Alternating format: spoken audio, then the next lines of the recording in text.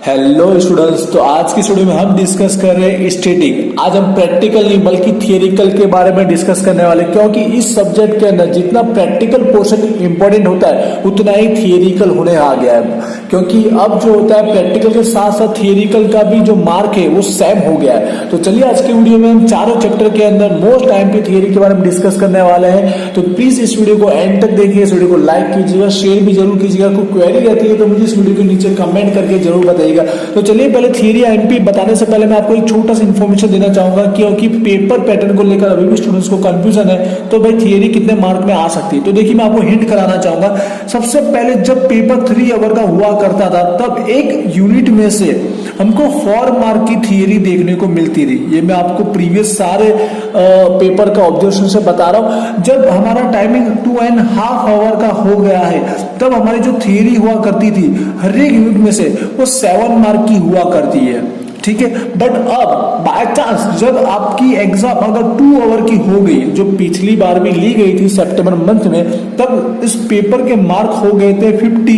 तो उसके अंदर आपको 10 और 10 करके एक सेक्शन में से पूछा जाता था, एक यूनिट में से। तो एक जो हुआ करती थी फर्स्ट, वो हुआ करती थी थियरी, मतलब 10 मार्क की एक थियरी और 10 मार्क का एक प्रैक्टिकल क्या हुआ करता था, सम हुआ करता था। तो आप समझ गए, अगर आपका 2 आवर का टाइमिंग हुआ, 50 मार्क का अगर पेपर हुआ, तो एक जो थियरी रहेगी ना 4 ना 7, 10 मार्क की डायरेक्ट होने वाली। तो समझ लीजिए इक्वल है थियरी का पार्ट्स और इसके अंदर प्रैक्टिकल सम्स का पार्ट, दोनों क्या हो गया, इक्वल हो गया। तो थियरी को प्लीज अच्छी तरह से रीड कीजिएगा, क्योंकि यही आपको पासिंग नहीं बल्कि हाईएस्ट मार्क भी दिला सकते हैं। तो प्लीज ध्यान से स्टडी कीजिएगा। आप समझ गए आई होप कि कितने कितने मार्क में थियरी पूछी जा सकती है। तो चलिए अब स्टार्ट करते हैं। मैंने जो थियरी बताई मैं आपको बता दूं, इतनी थियरी आपको स्टैटिक बुक में पढ़ना है, इसके अलावा एक्स्ट्रा एक भी थियरी मत पढ़िएगा, आपका काम हो जाएगा, ठीक है। अगर ऑप्शनल बेस पर अगर आया पेपर तो अगर देखा जाए तो जितनी थियरी थी उसमें से एक एक थियरी पढ़ोगे तो भी काम हो जाएगा। बट हम कुछ कह नहीं सकते कि भी कौन सी थियरी आएगी, तो जितना मैं बता रहा हूं उतना कंफर्म रीड कर लीजिएगा। तो चलिए स्टार्ट करते हैं। प्लीज इस वीडियो को लाइक जरूर कीजिएगा और चैनल को अभी तक सब्सक्राइब नहीं किया तो प्लीज पहले सब्सक्राइब जरूर कीजिएगा। तो स्टार्ट करते हैं। फर्स्ट चैप्टर आपका है संकलन इंटीग्रेशन। तो देख लीजिए उसके अंदर 2 थियरी, देखो मैंने 2 थियरी को कंबाइन कर करके लिखा है। क्यों? क्योंकि जब अब आपका 10 मार्क का क्वेश्चन आएगा तो शॉर्ट तो होने वाला नहीं, 10 मार्क की थियरी होगी तो शॉर्ट तो होगी नहीं, एक साथ में दो को इन्वॉल्व कर लिया जाता है। तो इस तरह से पूछे जाने के चांसेस ज्यादा है। तो देख लीजिएगा जैसा चैप्टर का नाम है वैसे उसकी थियरी है। पहला संकलन इंटीग्रेशन का रिलेटेड थियरी है, उसकी व्याख्या ये तो आपको याद करना ही है हमेशा, डेफिनेशन।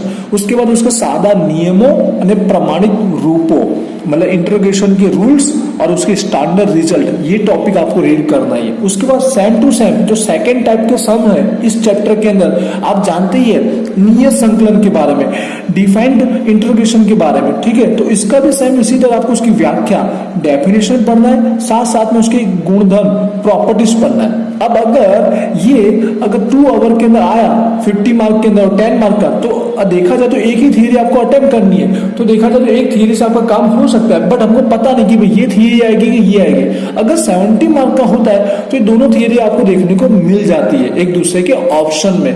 बट अगर 50 मार्क का पेपर हुआ तो वहां पर हमको ऑप्शन में थियरी देखने को नहीं मिलती, इसलिए आपको दोनों का दोनों रीड करना पड़ेगा। वरना मैं हमेशा सजेशन देता था जो एक थियरी पढ़ लो आपका काम हो जाएगा, बट इस बार ऐसा नहीं है। इसके बाद आते हैं हम लोग सेकेंड यूनिट की ओर, मतलब सेकेंड चैप्टर जिसका नाम है पॉइजन और अतिगुणोत्तर, पॉइजन और हाइपोजियोमेट्रिक, ये दोनों चैप्टर इन्वॉल्व है। तो इसी तरह इनकी भी 2 थियरी बनती है, एक और एक।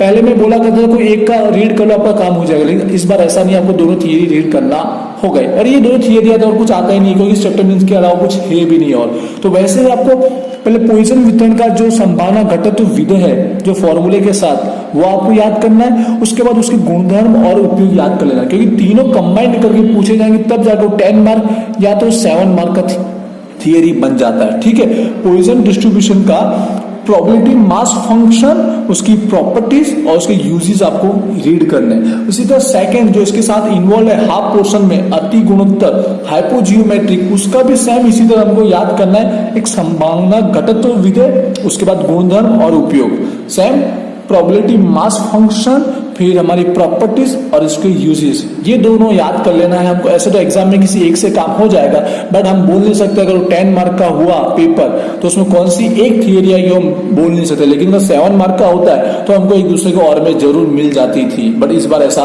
चांसेस नहीं है। तो दोनों आपको रीड करना पड़ेगा, बहुत ईजी है, कुछ ज्यादा डिफिकल्ट नहीं है, क्योंकि अगर आपने फॉर्मूला देखा हुआ है तो आपको समझ में आ जाएगा। अब आते हैं थर्ड यूनिट की। प्लीज इस वीडियो को शेयर जरूर कीजिएगा, मैं चाहूंगा इस वीडियो को लाइक भी करेंगे, क्वेरी है तो मुझे कमेंट कीजिएगा, और इंस्टाग्राम पे भी आप फॉलो कर सकते हो। चलिए चैप्टर 3 की ओर आते हैं। ये चैप्टर में आपको पता है ग्राफ आलेख बनाना है, चार्ट्स बनाना है, तो इसकी थियरी भी कुछ ऐसी है। तो देख लीजिए, सबसे पहले थियरी ये प्लीज ध्यान से पढ़िएगा, इस क्वेश्चन को चेंजेस करके भी पूछा जाता है, बट आंसर यही होता है, ठीक है। उत्पादन प्रक्रिया में गुणवत्ता चलन कारणों, इसको घुमा के भी पूछा जा सकता है, देख लीजिएगा आंसर यही आता है हम लोग का।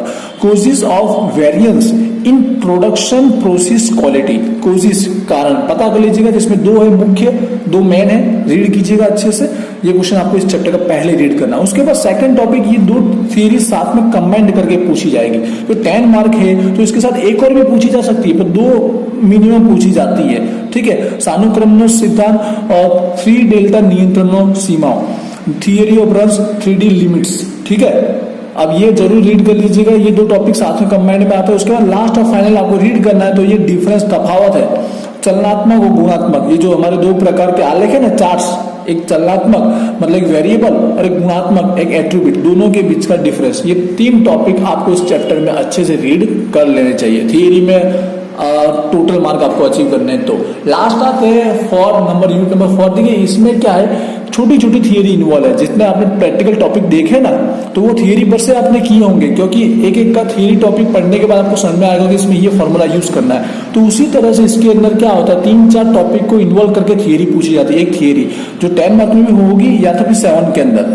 देखिए इसी तरह एक्यूएल, एलटीपीडी, साथ में उत्पादक जोखिम और ग्राहक का जोखिम, चारों एक दूसरे से क्या है, कनेक्शन है चारों का टॉपिक। तो एग्जाम में जानबूझ के कोई भी साथ में 3 टॉपिक या 4 टॉपिक साथ में पूछ लिए जाते हैं, तो आपको इसी तरह रीड करना है। ये चारों टॉपिक एक साथ में ही कनेक्शन है।